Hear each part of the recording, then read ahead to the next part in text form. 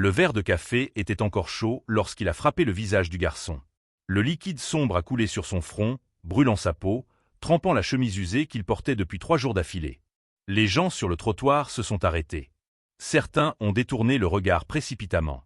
D'autres ont sorti leur téléphone, mais personne ne s'est approché.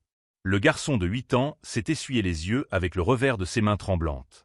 Il n'a pas pleuré. Il avait déjà appris que les larmes dans la rue étaient un gaspillage d'eau et d'énergie. Il a levé les yeux vers l'homme en costume impeccable qu'il observait avec une expression mêlant mépris et quelque chose de pire, de la satisfaction. « Il devrait y avoir une loi contre les gens comme vous qui salissent nos trottoirs », dit l'homme en ajustant sa montre en or au poignet. « Regardez-vous. 8 ans est déjà un poids mort pour la société. Votre mère doit être fière d'avoir élevé un mendiant. » Le garçon baissa la tête. Pas à cause de l'humiliation. Il connaissait l'humiliation comme il connaissait la faim et le froid des nuits. Il baissa la tête parce que mentionner sa mère faisait encore mal. Cela faisait 4 mois qu'elle avait fermé les yeux pour la dernière fois sur ce lit d'hôpital public, tenant sa petite main, murmurant que Dieu veillerait sur lui. Jusqu'à présent, Dieu avait une façon étrange de veiller. L'homme en costume monta dans une voiture noire valant plus que toutes les maisons de l'ancien quartier du garçon réunies. Le chauffeur hocha la tête, comme si jeter du café sur des enfants n'était qu'un autre point de l'agenda de la journée. La voiture disparut sur l'avenue, ne laissant que l'odeur du cuir cher et la tache humide sur le trottoir. Le garçon s'accroupit et ramassa les 3 pièces qu'il avait obtenues ce matin-là. Il les gardait pour acheter du pain, mais maintenant il aurait besoin d'eau pour se laver le visage avant que le café ne sèche et ne laisse des traces. Dans la rue, l'apparence comptait. Paraître trop sale signifiait moins d'aide, plus d'hostilité, plus de risque d'être expulsé des endroits où il trouvait un endroit pour dormir. Il marcha 6 pâtés de maison jusqu'au parc où se trouvait une fontaine publique. En chemin, il pensa à sa mère. Elle disait toujours que la foi était comme une graine, petite, invisible, mais capable de déplacer des montagnes si on l'arrosait de prières. Le garçon ne voyait aucune montagne bouger. Il voyait seulement des journées toutes semblables, des nuits toujours trop longues, et des gens qui le regardaient à travers comme s'il était du verre. Mais il priait encore. Chaque nuit, avant de fermer les yeux dans n'importe quel coin qui semblait sûr, il joignait les mains et remerciait d'être vivant. Il remerciait pour la mère qu'il avait eue. Il demandait protection. Et récemment, il avait commencé à demander quelque chose de différent. Quelque chose qu'il ne comprenait pas entièrement. Il demandait à être utilisé. Il ne savait pas expliquer. Il n'avait ni mot théologique ni connaissance biblique. Il sentait seulement qu'il y avait un but plus grand que simplement survivre. Sa mère disait que Dieu ne gaspille rien, pas même la douleur. Que chaque larme était comptée, chaque souffrance avait un sens. Le garçon voulait y croire.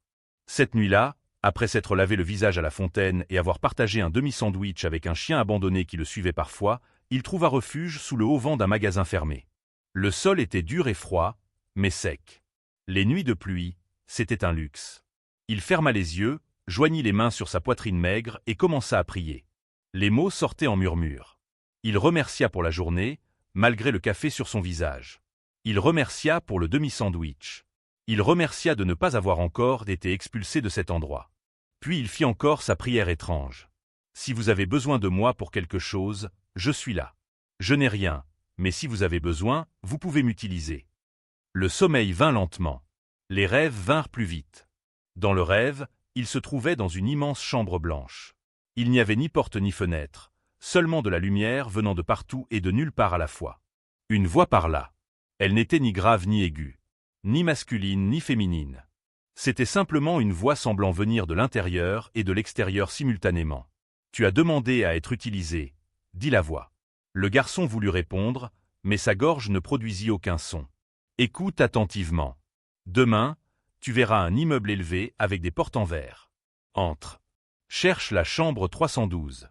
Là, un enfant est en train de mourir. Prie pour lui. » « Mais je ne sais pas guérir personne, » dit finalement le garçon. « Tu n'as pas besoin de savoir. Tu dois juste obéir. » Le rêve changea. Maintenant, il voyait le visage d'un garçon de son âge, peut-être un peu plus âgé. Cheveux blonds, peau pâle, yeux fermés. Tube sortant de son nez et de ses bras. Machine émettant des bips. Et à côté du lit, une femme pleurant en silence, tenant la main petite et froide. « Le fils de l'homme qui t'a insulté est en train de mourir, » dit la voix. Prie pour lui. Le garçon se réveilla le cœur battant.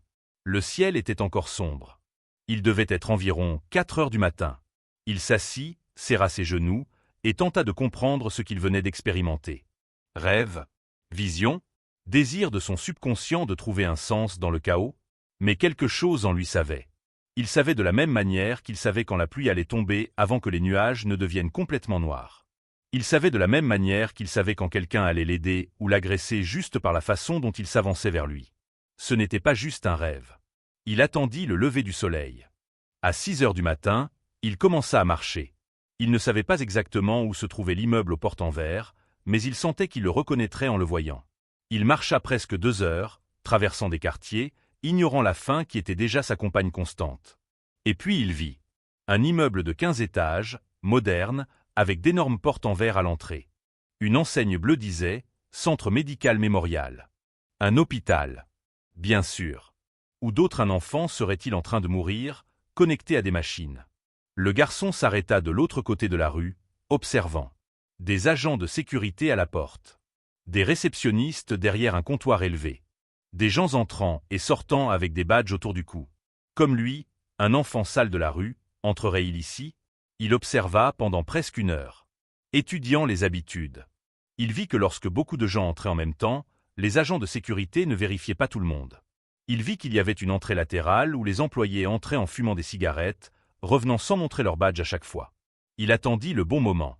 Un grand groupe de personnes avec des fleurs et des ballons approcha de l'entrée principale. Des visiteurs. Le garçon se mêla au groupe, gardant la tête baissée, marchant comme s'il appartenait à cet endroit. Il passa devant les agents de sécurité. Personne ne l'arrêta. À l'intérieur, l'hôpital sentait le désinfectant et la peur déguisée. Il trouva les escaliers et commença à monter. Il ne pouvait pas utiliser l'ascenseur. Cela attirerait l'attention. Il monte à 3 étages, les jambes déjà fatiguées, l'estomac réclamant de la nourriture. 3e étage. Il ouvrit doucement la porte des escaliers et jeta un œil. Un long couloir avec des portes numérotées. 301, 303, 305. Les numéros impairs étaient de ce côté. Il devait traverser pour atteindre l'autre couloir. Il attendit qu'une infirmière passe. Il traversa rapidement. 302, 304. Et puis il vit. Chambre 312. La porte était entr'ouverte. Il s'approcha doucement, le cœur battant si fort qu'il le sentait dans ses oreilles. Il jeta un œil à travers l'espace étroit. La scène était exactement comme dans le rêve. Le garçon blond dans le lit, pâle comme de la cire, tube et fil partout. Machine bipant à un rythme lent et irrégulier. Et la femme à côté du lit, cheveux en désordre, yeux rouges et gonflés, tenant la main de son fils comme si elle pouvait transférer sa propre vie à travers le toucher. De l'autre côté de la chambre, le garçon vit l'homme. Le même homme en costume. L'homme qui avait jeté du café sur lui. Sauf que maintenant, il n'y avait plus d'arrogance sur son visage. Il n'y avait que le désespoir pur et absolu. Il était debout près de la fenêtre, regardant dehors, les épaules tombantes, une main couvrant son visage. Un médecin entra dans la chambre.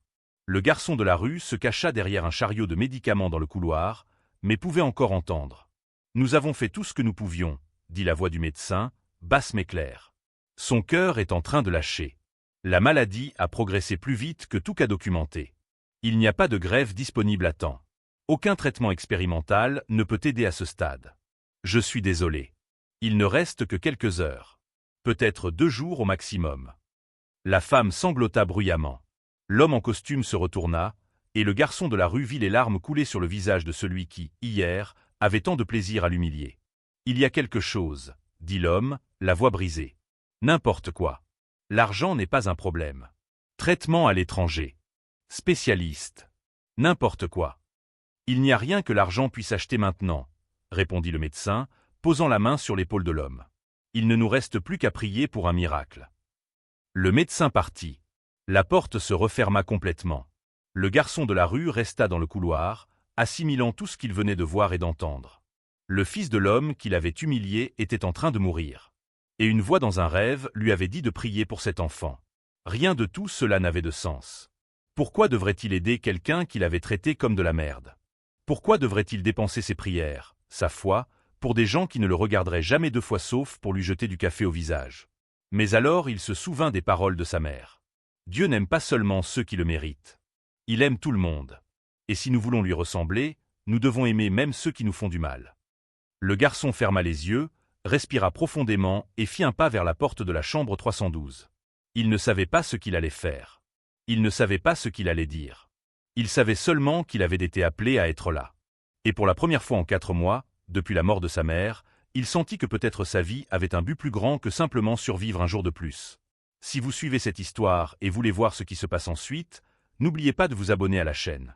La main du garçon toucha la poignée froide de la chambre 312. Ses doigts tremblaient. Pas de peur, mais de quelque chose qu'il ne savait pas nommer. Un mélange de but et d'incertitude qui serrait sa poitrine et retournait son estomac. Il poussa la porte lentement. Le grincement doux du métal trancha le silence lourd de la chambre. La femme à côté du lit leva les yeux rouges. L'homme près de la fenêtre se retourna brusquement. « Qui diable es-tu » La voix de l'homme éclata comme un coup de feu. « Comment es-tu entré ici » Le garçon fit un pas de plus à l'intérieur. La porte se referma derrière lui avec un clic doux qui résonna trop fort dans cet espace chargé de désespoir et de machines qui bipaient. « Je suis venu prier pour votre fils » dit le garçon. Sa voix sortit plus ferme qu'il ne l'aurait cru. L'homme fronça les sourcils. Puis quelque chose passa dans ses yeux. De la reconnaissance. Il inclina la tête, observant mieux le garçon sale, la chemise encore tachée de café. « Toi, » dit l'homme en avançant d'un pas, « tu es ce gamin du trottoir. Comment as-tu osé me suivre jusqu'ici ? C'est une intrusion. Je vais t'appeler la sécurité. » Il avait déjà la main sur le téléphone quand la femme parla. Sa voix était basse, épuisée, mais quelque chose en elle fit s'arrêter l'homme en plein geste. « Attendez, » dit-elle en regardant le garçon. « Comment savais-tu pour notre fils ?» Le garçon avala difficilement. Comment expliquer un rêve? Comment raconter une voix qui lui avait demandé de venir ici? Il penserait qu'il était fou. Ou pire, qu'il s'agissait d'une arnaque. « Je sais juste que je dois prier pour lui, » répondit le garçon. « S'il vous plaît. Cela ne vous coûtera rien de me laisser faire. » Cela ne coûtera rien.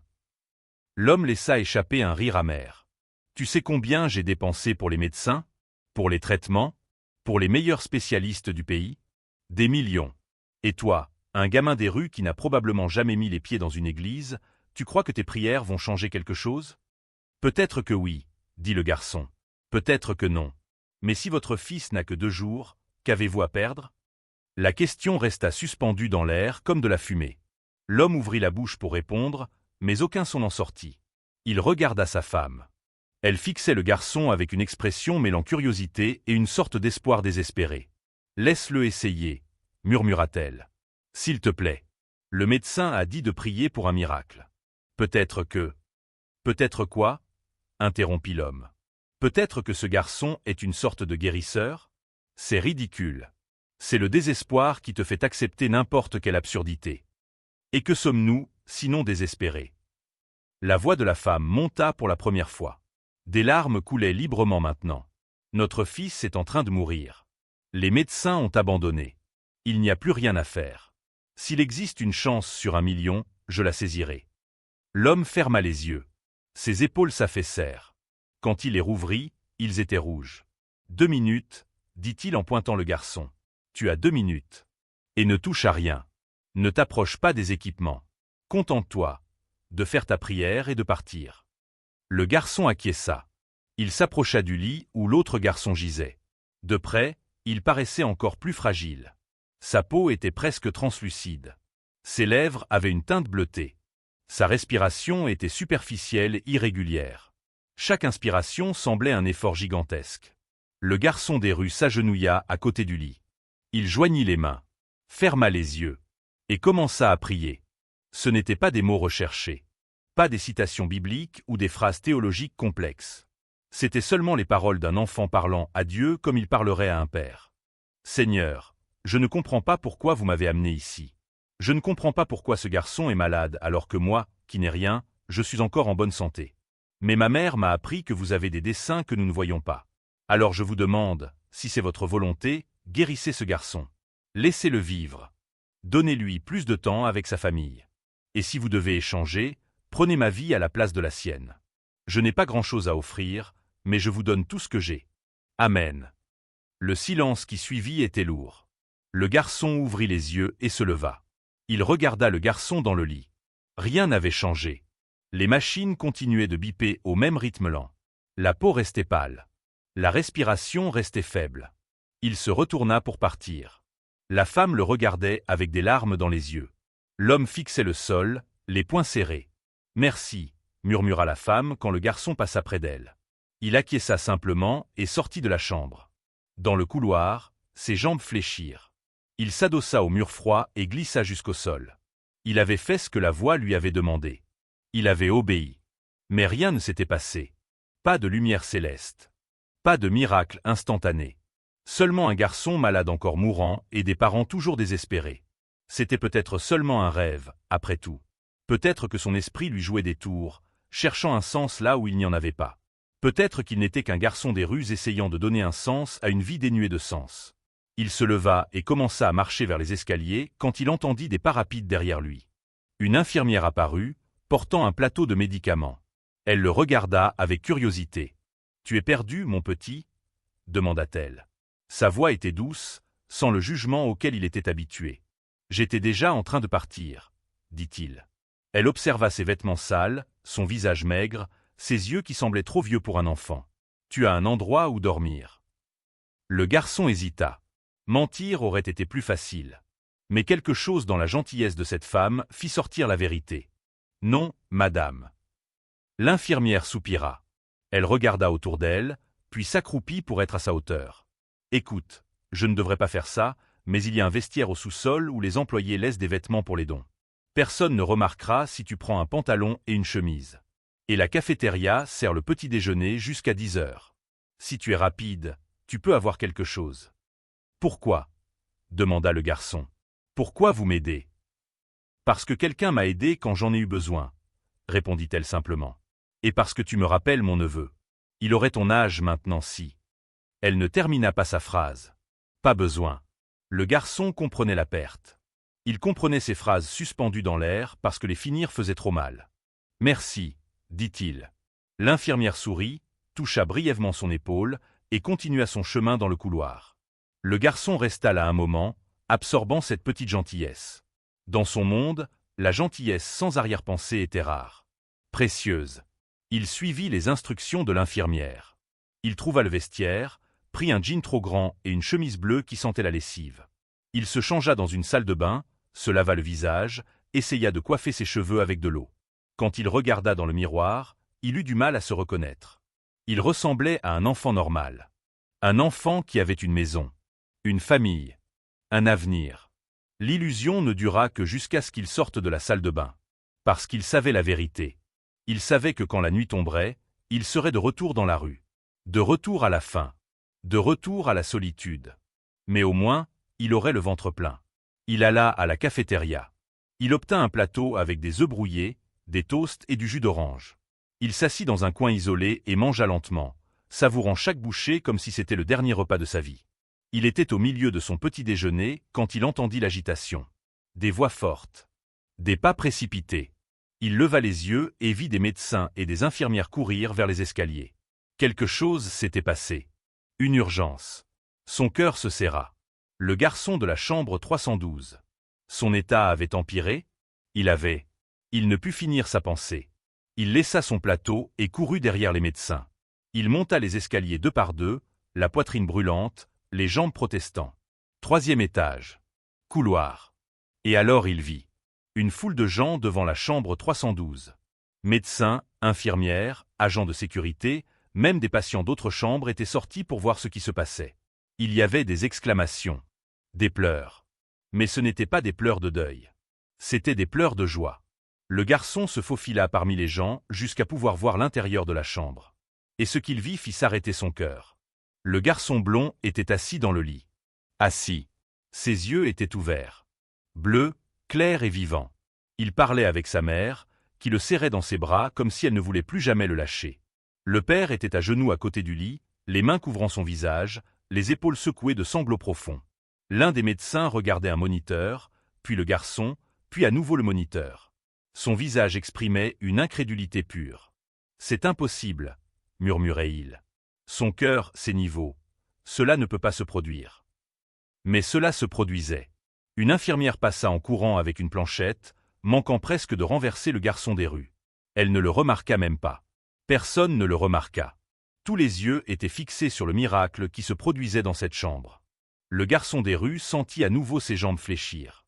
Il s'appuya contre le mur, le cœur battant à tout rompre, l'esprit tentant de comprendre ce qu'il voyait. Cela avait fonctionné. La prière avait fonctionné. Mais comment? Pourquoi? Que s'était-il passé après son départ? Il observa la scène encore quelques minutes. Il vit plus de médecins arriver. Il vit des examens être demandés. Il vit la joie incontrôlable des parents. Et puis, il vit le père lever les yeux et le regarder directement à travers la foule. Leurs regards se croisèrent. L'homme fronça les sourcils, comme s'il essayait de se souvenir où il avait vu ce visage. Et puis la mémoire revint. Le garçon vit la reconnaissance dans les yeux de l'homme. Il vit la confusion. La question silencieuse. Mais le garçon des rues n'attendit pas de réponse. Il se retourna et courut. Il descendit les escaliers si vite qu'il faillit tomber. Il traversa le hall principal, passa les portes en verre, et continua à courir jusqu'à ce que l'hôpital ne soit plus qu'un point lointain derrière lui. Il s'arrêta dans une ruelle trois pâtée de maisons plus loin, haletant, les mains sur les genoux, essayant de reprendre son souffle. Son corps tremblait. Il ne savait pas si c'était à cause de l'effort de la course ou de la magnitude de ce qu'il venait de voir. Un miracle. Un vrai miracle, impossible, venait de se produire. Et d'une certaine manière, il en avait fait partie. Ses prières, ces mots simples d'un enfant qui n'avait rien, avaient déplacé le ciel. Ou bien, le doute commença à s'infiltrer dans son esprit. Et si c'était une coïncidence? Et si les médecins s'étaient trompés sur la gravité? Et si ce n'était qu'une amélioration temporaire avant la fin? Il appuya sa tête contre le mur froid de la ruelle et ferma les yeux. Il n'avait pas de réponse. Seulement des questions. Et un étrange sentiment que sa vie avait changé à jamais dans cette chambre d'hôpital, même s'il ne comprenait pas comment ni pourquoi. 3 jours s'étaient écoulés depuis l'hôpital. 3 jours pendant lesquels le garçon avait évité cette zone de la ville, changeant ses itinéraires habituels, dormant à des endroits différents chaque nuit. Il ne savait pas exactement de quoi il fuyait.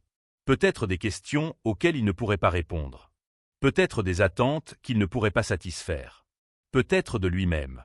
La 3e nuit, il trouva refuge sous un pont où d'autres sans-abri se rassemblaient autour d'un feu improvisé dans un tonneau de métal rouillé. Un homme plus âgé, à la barbe grise et aux mains tremblantes, lui offrit un morceau de couverture déchiré. Une femme aux yeux vides partagea la moitié d'un pain rassis. Personne ne demanda son nom. Personne ne raconta son histoire. Ici, le passé n'avait pas d'importance. Seule importait la survie jusqu'à l'aube. Le garçon était presque endormi lorsqu'il entendit des voix s'approcher. Ce n'étaient pas des voix d'autres sans-abri.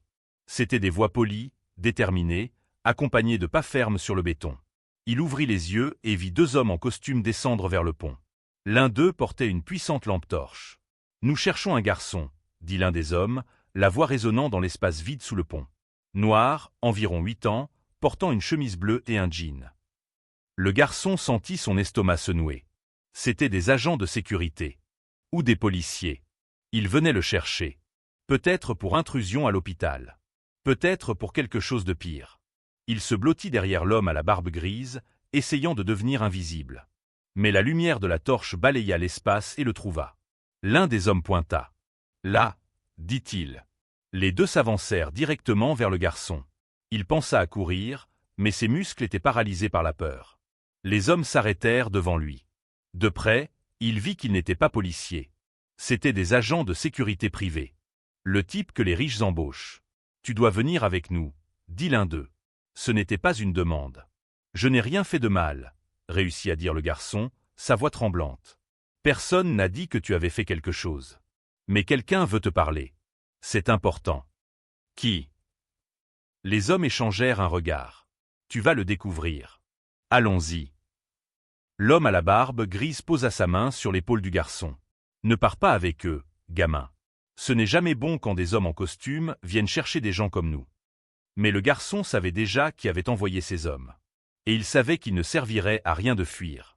S'il l'avait trouvé ici, il le trouverait partout. « Très bien, » dit-il en se levant. « J'y vais. » Ils l'emmenèrent jusqu'à une voiture noire garée dans la rue au-dessus du pont. L'intérieur sentait le cuir et la climatisation. C'était la première fois que le garçon montait dans une voiture depuis que l'ambulance avait emmené sa mère à l'hôpital la dernière fois. Le souvenir le frappa profondément, mais il le repoussa. Le trajet dura 20 minutes. Ils traversèrent la ville, laissant derrière eux les quartiers pauvres, entrant dans des zones où les maisons se transformaient en manoirs, où des arbres bordaient des rues propres, où il n'y avait pas de déchets sur les trottoirs ni de personnes dormant devant les magasins. La voiture s'arrêta devant un portail en fer élevé.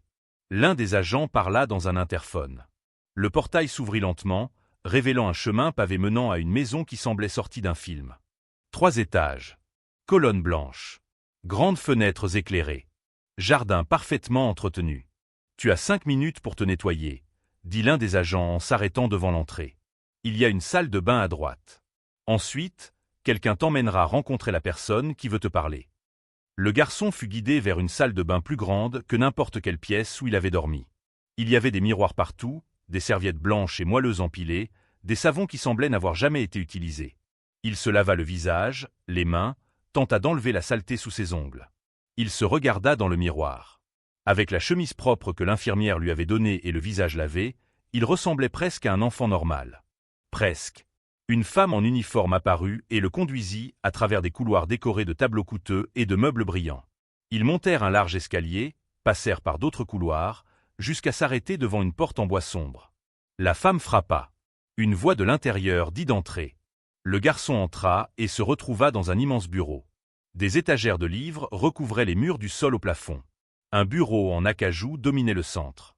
Et derrière le bureau, il y avait lui. L'homme qui lui avait jeté du café au visage. Le père du garçon malade. Mais maintenant, il semblait différent. Ses yeux avaient toujours des cernes profonds, mais il n'y avait plus cette dureté. Il y avait quelque chose de brisé là. Quelque chose d'humain qui n'était pas présent 3 jours plus tôt sur le trottoir. « Assieds-toi » dit l'homme en désignant une chaise en cuir en face du bureau. Le garçon s'assit sur le bord de la chaise, le dos droit, prêt à courir si nécessaire. Pendant un long moment, aucun des deux ne parla. L'homme se contentait de l'observer, comme s'il essayait de lire quelque chose écrit sur ce visage enfantin. « Mon fils s'est réveillé » dit enfin l'homme. 2 heures après que tu sois sorti de l'hôpital, il a ouvert les yeux. Les médecins ont fait tous les examens possibles. Son cœur fonctionne parfaitement. La maladie a disparu. Simplement disparu. Ils ont parlé de rémission spontanée, mais ils ont utilisé ce mot parce qu'ils n'en avaient pas d'autre. Ce qui est arrivé à mon fils défie toute explication médicale. Le garçon ne dit rien. Il ne savait pas quoi dire. Tu as prié pour lui, continua l'homme. Et il a été guéri. Coïncidence ? Je ne sais pas, répondit honnêtement le garçon. Tu ne sais pas, répéta l'homme, une note de frustration dans la voix. Tu entres dans la chambre de mon fils mourant. Tu pries. Il est guéri. Et tu ne sais pas ? J'ai juste fait ce qu'on m'a demandé de faire. Demandé ? Par qui ? Le garçon hésita.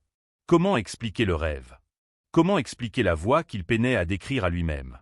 Peu importe, dit l'homme en levant la main. Peu importe comment ou pourquoi. Ce qui compte, c'est que mon fils est vivant. Et je te dois cela. Vous ne me devez rien, dit le garçon. Ce n'est pas moi qui l'ai guéri. Alors qui l'a fait ? Dieu. Le mot resta suspendu dans l'air entre eux. L'homme se renfonça dans sa chaise, passant ses mains sur son visage fatigué. Dieu, répéta-t-il, comme s'il testait le mot sur sa langue. Cela fait des années que je n'ai pas cru en Dieu. Des années que je n'ai cru en rien d'autre que l'argent et le pouvoir. Et puis tu apparais, un garçon que j'ai traité comme de la merde, et tu me montres qu'il y a des choses dans le monde que l'argent ne peut pas acheter. Des choses que le pouvoir ne peut pas contrôler. Il se leva et marcha jusqu'à la fenêtre, regardant les jardins éclairés en bas. J'ai passé toute ma vie à construire un empire. Des entreprises sur 3 continents. Plus d'argent que je n'aurais pu en dépenser en 10 vies. Et quand mon fils était mourant, j'ai réalisé que rien de tout cela n'avait d'importance. Tout ce pouvoir était inutile. Il ne pouvait pas acheter un jour de plus pour lui. Il ne pouvait pas négocier avec la mort. Il se retourna vers le garçon. Et puis tu es apparu. Toi, qui n'as rien. Toi, que j'ai méprisé.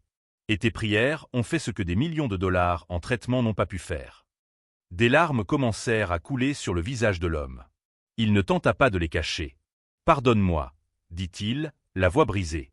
Pardonne-moi pour la façon dont je t'ai traité. Pardonne-moi pour la cruauté. Pour l'arrogance. Pour avoir pensé que tu n'étais rien juste parce que tu n'avais rien. Le garçon sentit quelque chose bouger dans sa poitrine. C'était une sensation étrange. Ce n'était ni colère ni ressentiment. C'était quelque chose de plus pur. Quelque chose que sa mère avait essayé de lui enseigner. « Je pardonne », dit-il simplement. L'homme sanglota. Il contourna le bureau et fit quelque chose qui choqua le garçon. Il s'agenouilla. Un homme qui n'avait probablement jamais prié à genoux devant personne dans sa vie adulte était là, à genoux, devant un enfant des rues. « Merci, » murmura-t-il. « Merci d'avoir sauvé mon fils. Merci de m'avoir donné une seconde chance. » Le garçon ne savait pas quoi faire de cela. Toute sa vie avait été une série de personnes regardant de haut vers lui.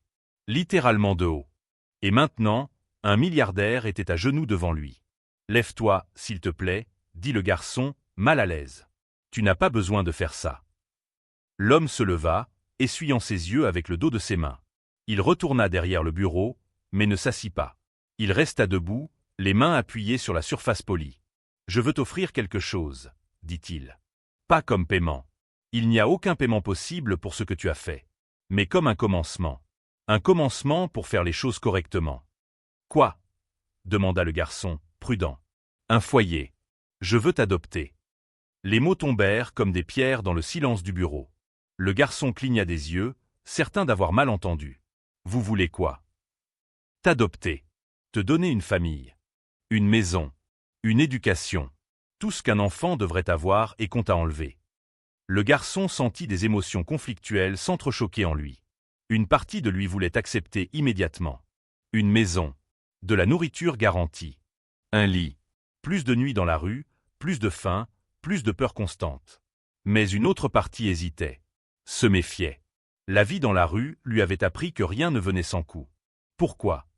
demanda-t-il. « Pourquoi feriez-vous cela ? » « Parce que c'est la bonne chose à faire. Parce que tu le mérites. Et parce que... » L'homme fit une pause, choisissant soigneusement ses mots. « Parce que j'ai besoin de le faire. Je dois commencer à réparer le genre de personne que je suis devenu. Et cela commence avec toi. » Le garçon regarda autour du luxueux bureau. Il pensa à la grande maison, au jardin, à la nourriture qui ne manquait certainement jamais. Il pensa avoir une chambre à lui, des vêtements propres, des livres, peut-être même une école. Mais ensuite, il pensa à sa mère, à ses dernières paroles. « Dieu prendra soin de toi. » Était-ce ça ? Était-ce ainsi que Dieu prenait soin ?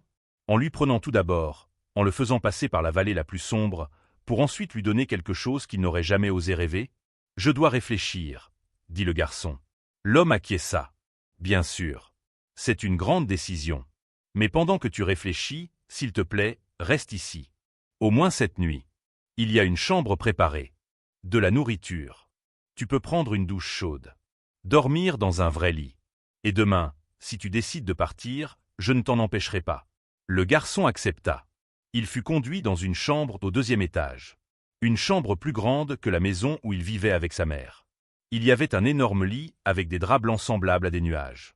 Une salle de bain privée avec de l'eau chaude. Des vêtements neufs pliés sur une chaise. Et sur la table de chevet, une Bible. Il prit le plus long bain de sa vie. Laissa l'eau chaude laver non seulement la saleté, mais des semaines de fatigue et de peur. Il enfila les vêtements neufs qui sentaient le neuf. Et puis il se coucha dans le lit. Il était trop moelleux. Étrange. Il était habitué au béton et au carton. Mais son corps épuisé ne se soucia pas de l'étrangeté. En quelques minutes, il dormait. Et il rêva à nouveau. Dans le rêve, il était de retour dans cette chambre blanche et sans limite. La voix revint. Cette voix qui était toutes les voix et aucune voix à la fois. « Tu as bien fait, » dit la voix. « Tu as obéi sans comprendre. Tu as pardonné sans être forcé. Tu as aimé ton ennemi. Ce sont les choses qui font bouger le ciel. » « Que se passe-t-il maintenant ?» demanda le garçon au vide lumineux. « Maintenant, tu choisis. Le chemin facile et le chemin juste ne sont pas toujours les mêmes. »« Je ne comprends pas. »« Tu comprendras. Quand le moment viendra, tu sauras quoi faire. » Le garçon se réveilla à la première lumière de l'aube entrant par la fenêtre. Il s'assit sur le lit, le cœur encore accéléré par le rêve. Il regarda autour de la chambre luxueuse. Il toucha les draps doux. Tout était réel. Il se leva et marcha jusqu'à la fenêtre.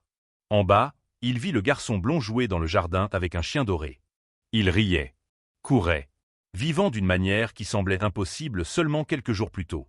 La mère du garçon était assise sur un banc, observant avec un sourire qui illuminait tout son visage. Le père était à côté d'elle, la main entrelacée dans la sienne, souriant aussi. Une famille, entière, heureuse, sauvée. Et le garçon comprit quelque chose. Il n'avait pas seulement aidé à guérir un corps. Il avait aidé à guérir une famille entière. Le garçon passa la matinée à explorer le manoir comme un fantôme observant un monde auquel il n'appartenait pas. Chaque pièce était plus grande que la précédente. La bibliothèque contenait plus de livres qu'il n'aurait jamais imaginé qu'ils puissent exister dans le monde entier. La cuisine avait 3 réfrigérateurs, tous pleins. Il y avait une salle de cinéma privée, une salle de sport, une piscine couverte qui brillait comme du saphir liquide. Mais ce qui l'impressionna le plus fut de trouver le garçon blond assis dans une salle de jeu, entouré de jouets qui valaient probablement plus que des voitures. Le garçon était seul, manipulant une manette de jeu vidéo, mais ses mouvements étaient lents, presque hésitants. Lorsqu'il remarqua la présence du garçon des rues à la porte, il mit le jeu en pause. « Salut », dit le garçon blond. Sa voix était douce, encore faible. « Salut », répondit le garçon des rues, ne sachant pas s'il devait entrer ou partir. « Tu es le garçon qui a prié pour moi à l'hôpital. » Ce n'était pas une question. Le garçon des rues acquiesça. « Mon père m'a tout raconté.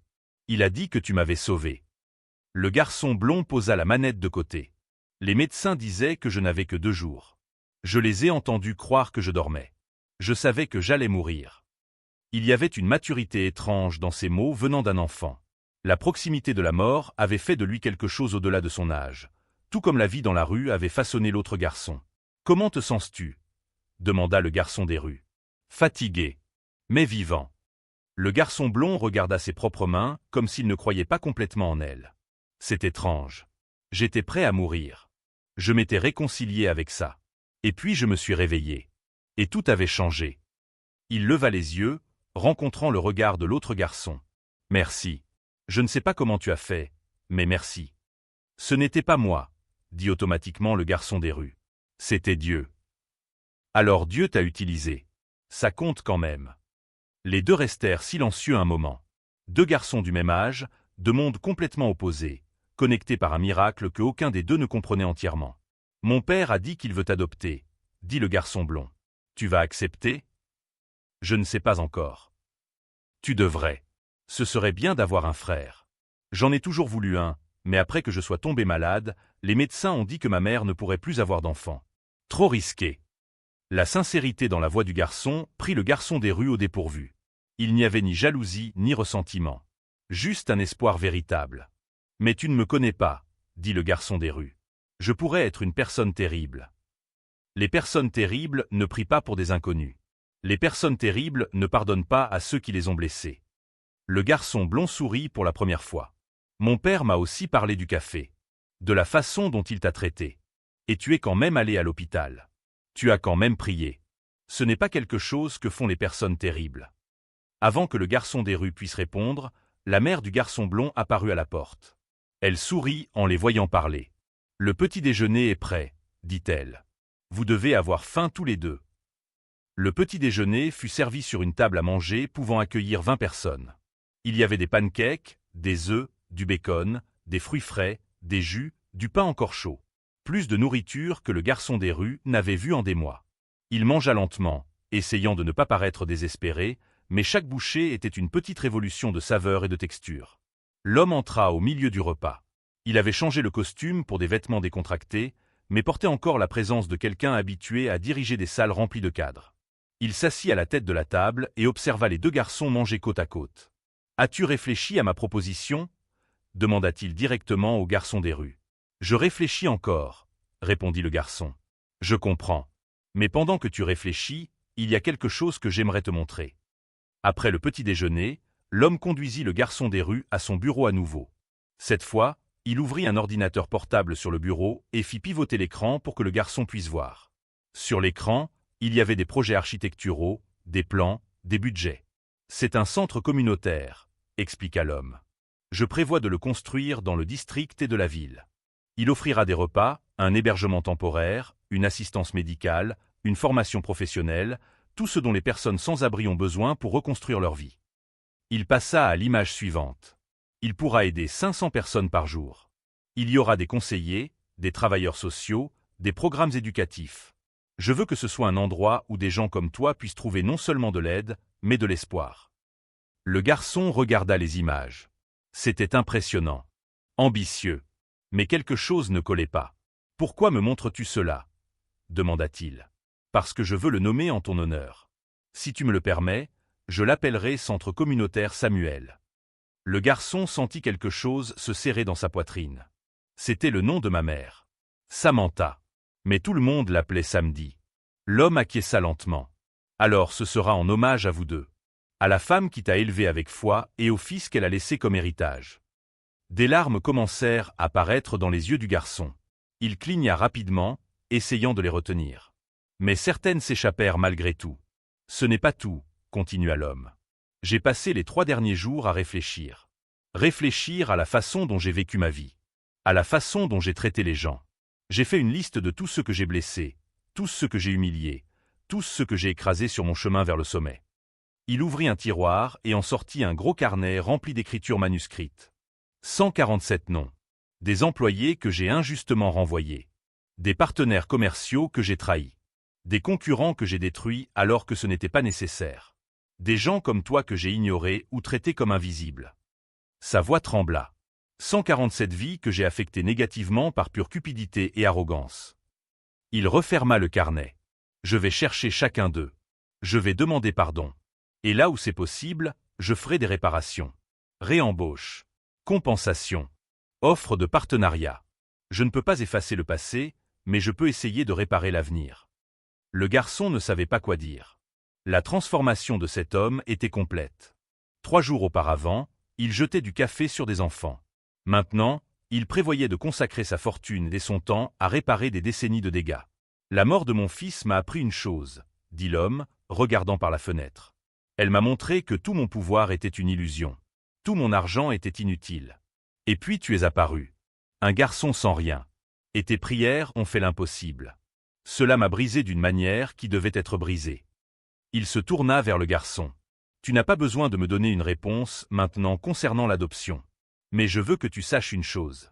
Même si tu dis non, même si tu décides de ne pas rester, je vais continuer avec tous ces changements. Tu m'as montré un miroir, et je n'ai pas aimé ce que j'ai vu. Mais maintenant, j'ai la chance de devenir quelqu'un de différent. Quelqu'un de meilleur. À ce moment-là, la porte du bureau s'ouvrit brusquement. C'était la femme de l'homme, et son visage était pâle de peur. « C'est notre fils, » dit-elle, la voix brisée. Il s'est évanoui. Il ne répond pas. Le monde sembla s'arrêter. L'homme courut hors du bureau, le garçon des rues juste derrière. Ils montèrent les escaliers en courant jusqu'à la chambre du garçon blond. Il était allongé par terre à côté du lit, les yeux fermés, le visage blanc comme du papier. « J'ai déjà appelé l'ambulance », cria la mère en s'agenouillant à côté de son fils. Ils ont dit 15 minutes. L'homme prit le pouls de son fils. Il était faible, irrégulier. Il regarda le garçon des rues avec des yeux pleins de terreur et une question silencieuse. Le garçon des rues n'eut pas besoin que la question soit formulée. Il s'agenouilla de l'autre côté du garçon blond et posa les mains sur lui. Il ferma les yeux. « S'il te plaît, » murmura-t-il. « S'il te plaît, ne l'emmène pas maintenant. Pas après tout. Pas quand tant de choses commencent à changer. S'il te plaît. » Ce n'était pas une prière élaborée. C'était un cri désespéré d'un enfant suppliant Dieu pour une vie qui n'était pas la sienne. Les larmes coulaient librement maintenant. Il ne tenta pas de les retenir. Les secondes s'étiraient comme des heures. La mère pleurait. Le père tenait la main de son fils si fort que les jointures blanchissaient. Et le garçon des rues priait avec chaque fibre de son être. Et puis, le garçon blond toussa. Ses yeux s'ouvrirent. Il regarda autour, confus. « Que s'est-il passé ?» demanda-t-il, sa voix faible mais claire. La mère le serra si fort qu'il se plaignit de ne plus pouvoir respirer. Le père tomba à genoux, sanglotant de soulagement. Et le garçon des rues s'assit par terre, tremblant, épuisé d'une manière qui n'avait rien à voir avec l'effort physique. Lorsque l'ambulance arriva 15 minutes plus tard, le garçon blond était assis sur le lit, buvant de l'eau, parlant normalement. Les ambulanciers le examinèrent, perplexes. Tous les signes vitaux étaient normaux. Parfait, en fait. Cela a dû être une chute de tension, dit l'un d'eux, mais il ne semblait pas convaincu. Il vient de se rétablir d'une maladie grave. Le corps s'ajuste encore. Mais nous recommandons de l'emmener à l'hôpital pour observation. Non, dit fermement le garçon blond. Je vais bien. Je veux juste rester à la maison. Les parents échangèrent un regard. Finalement, le père acquiesça. Après que les ambulanciers soient partis, après que le garçon blond ait été remis au lit avec des instructions pour se reposer, l'homme chercha le garçon des rues. Il le trouva dans le jardin, assis sous un arbre, regardant le ciel. L'homme s'assit à côté de lui sur l'herbe. Pendant longtemps, aucun des deux ne parla. 2 fois, dit enfin l'homme. 2 fois tu as sauvé mon fils. Ce n'était pas moi, dit le garçon encore une fois, mais cette fois sa voix était moins incertaine. Parce que quelque chose s'était produit dans cette chambre. Quelque chose qu'il avait senti couler à travers lui. Ce n'était pas son pouvoir. Il le savait. Mais il était le canal. L'instrument. Je pensais contrôler tout, dit l'homme. Chaque variable, chaque résultat, chaque personne. Et puis j'ai appris de la pire manière possible que le contrôle est une illusion. Il existe des forces dans ce monde au-delà de l'argent et du pouvoir. Des forces qui agissent à travers les plus improbables d'entre nous. Il regarda le garçon. Tu es spécial. Je ne sais pas comment ni pourquoi, mais tu le es. Et quelle que soit ta décision de rester ou non, je vais m'assurer que tu sois en sécurité, nourri, pris en charge. C'est le minimum que je puisse faire. Le garçon regarda le manoir. La vie qu'on lui offrait. Et puis il regarda au-delà des murs, vers la ville qui s'étendait au loin. Vers les rues qu'il connaissait si bien. Vers les personnes invisibles qui vivaient dans l'ombre de cette ville lumineuse. Et à cet instant, il sut quelle serait sa réponse. La réponse est venue le lendemain matin, mais pas de la manière que l'homme attendait. Le garçon se réveilla avant l'aube, comme il le faisait toujours dans les rues. L'instinct de survie ne disparaissait pas simplement parce qu'il dormait dans un lit moelleux. Il s'habilla en silence et descendit les escaliers du manoir. La maison était silencieuse, tous dormaient encore. Il se dirigea vers le bureau où il savait qu'il trouverait papier et stylo. Il écrivit pendant 1 heure. Ses mains n'étaient pas habituées à tenir un stylo aussi longtemps, et les mots étaient simples, mais venaient du cœur. Lorsqu'il eut terminé, il plia le papier et le laissa sur le bureau. Puis il se dirigea vers la porte d'entrée. « Tu t'en vas. » La voix fit se retourner le garçon. Le garçon blond était assis sur les marches, encore en pyjama, l'observant. « Comment savais-tu que je serais réveillé ?» demanda le garçon des rues. « Moi aussi je me réveille tôt maintenant. Je suppose que frôler la mort change la façon dont on dort. » Il descendit le reste des marches. « Tu vas accepter ?» ?»« Oui, mais pas de la façon dont ton père l'attend. » Le garçon blond inclina la tête, curieux. Le garçon des rues soupira et s'assit sur la dernière marche. L'autre garçon s'assit à côté de lui. « Je ne peux pas simplement accepter une nouvelle vie et oublier toutes les personnes qui sont encore dehors, » expliqua le garçon des rues. « Des gens qui ont froid, qui ont faim, qui sont ignorés. J'ai été l'un d'eux. Je le suis encore, même à l'intérieur de ces murs. »« Mais tu n'as pas besoin de retourner là-bas, » dit le garçon blond. « Tu peux rester ici et les aider quand même. Mon père a des ressources. Tu as vu ses plans pour le centre communautaire. Je sais. Et c'est pour ça que j'accepterai l'adoption. Mais avec des conditions. » Avant qu'il ne puisse expliquer, des pas se firent entendre en descendant les escaliers. Le père apparut, lui aussi réveillé tôt, probablement par inquiétude. Lorsqu'il vit les 2 garçons assis ensemble sur les marches, il s'arrêta. « Tu as lu ma lettre ?» demanda le garçon des rues. « Quelle lettre ?» ?»« Dans le bureau. »« Sur le bureau. » L'homme se rendit au bureau et revint avec le papier. Il lut en silence, son visage traversant plusieurs expressions. Surprise, confusion, et enfin, compréhension. Lorsqu'il eut terminé, il plia soigneusement le papier et regarda le garçon. « Tu veux que je t'adopte, mais tu veux continuer à travailler dans les rues. »« Pas travailler. Aider. Je veux passer la moitié de mon temps ici, recevoir une éducation, apprendre, me préparer. Et l'autre moitié, je veux la passer au centre communautaire quand je serai prêt, aidant d'autres enfants comme moi. Connaissant leurs histoires. Faisant le lien entre les 2 mondes. » L'homme s'assit dans le fauteuil près de l'escalier, réfléchissant. « C'est dangereux. Tu es un enfant. J'ai survécu des mois seul dans ces rues. Je connais les dangers. Mais je connais aussi les gens. Je sais où les trouver. Je sais comment gagner leur confiance. Ton centre communautaire aura besoin de ça. Il aura besoin de quelqu'un qui comprend vraiment ce monde, pas seulement théoriquement. » Le silence s'installa. Le garçon blond regardait entre son père et le garçon des rues, retenant son souffle. « Et si je dis non ?» demanda l'homme. « Et si je dis que c'est conditionnel, que tu dois rester ici complètement, être un enfant normal ? Alors je dirai non à l'adoption. Je remercierai pour l'offre et retournerai dans les rues. Parce que je ne peux pas vivre dans un manoir en sachant que des enfants dorment sur du carton à quelques kilomètres. Pas quand je peux faire quelque chose à ce sujet. » L'homme observa le garçon longuement. Puis, étonnamment, il sourit. Ce n'était pas un sourire triste ou résigné. C'était un sourire sincère. « Tu as 8 ans et plus de courage et de conviction que des hommes 3 fois ton âge. Moi y compris. Il se leva. Très bien. J'accepterai tes conditions. Mais avec certaines miennes. Tu auras toujours un garde du corps lorsque tu travailleras dans les rues. Discret, mais présent. Et tu retourneras à la maison chaque soir. Sans exception. Le garçon des rues hocha la tête. D'accord. Et une dernière chose, ajouta l'homme, sa voix devenant plus douce. Tu m'appelleras père. Et tu appelleras mon épouse mère. Parce que c'est ce que nous serons. Je ne t'adopte pas par charité ou par culpabilité. Je t'adopte parce que je veux que tu sois mon fils. Complètement. Les mots frappèrent le garçon comme une vague. Il n'avait appelé personne père depuis qu'il avait 3 ans, quand l'homme qui était son père biologique avait simplement disparu. Et sa mère était morte 4 mois auparavant. L'idée d'utiliser à nouveau ces mots, d'ouvrir son cœur à cette possibilité, était terrifiante et merveilleuse à la fois. D'accord, murmura-t-il. Père. Le mot sortit étrange, maladroit. Mais quand l'homme le tira dans ses bras, quand le garçon sentit de puissants bras autour de lui pour la première fois depuis si longtemps, il commença à sembler juste. Les mois suivants furent un tourbillon de changements. L'adoption fut officialisée. Le garçon obtint un nom complet, des papiers, une identité légale. Il commença à fréquenter une école privée où, au début, il se sentit complètement perdu. Mais il avait une intelligence aiguisée par la survie et il rattrapa vite le rythme. Le garçon blond devint son frère à tous égards qui comptait. Il se chamaillait sur les jeux vidéo. Partageait des secrets tard dans la nuit. Riait à des blagues que seul comprenait.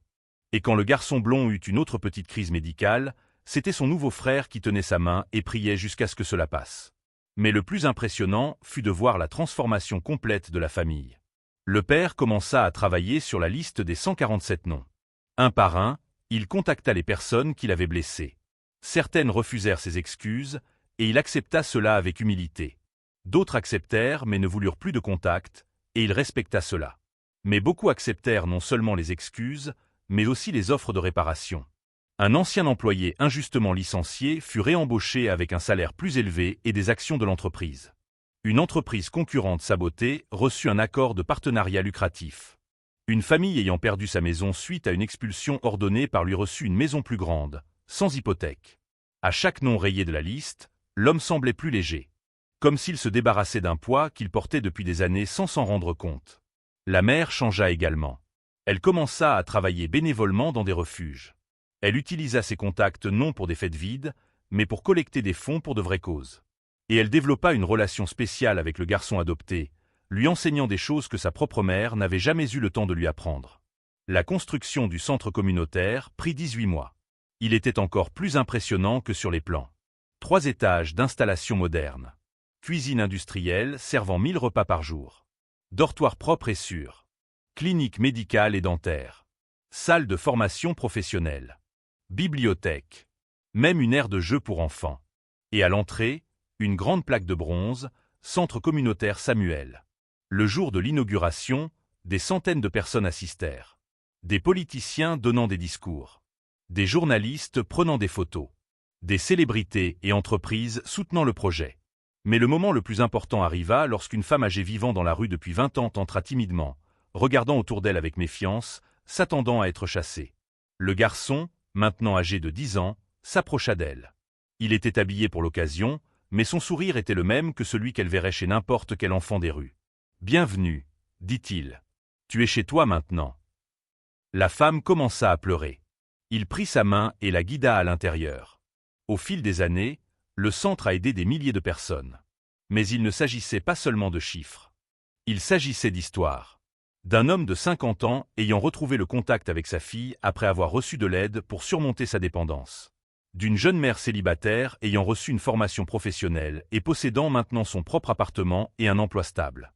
D'un vétéran souffrant de stress post-traumatique ayant enfin reçu le traitement nécessaire. Et dans chaque histoire, un fil commun, quelqu'un les avait vus. Vraiment vus.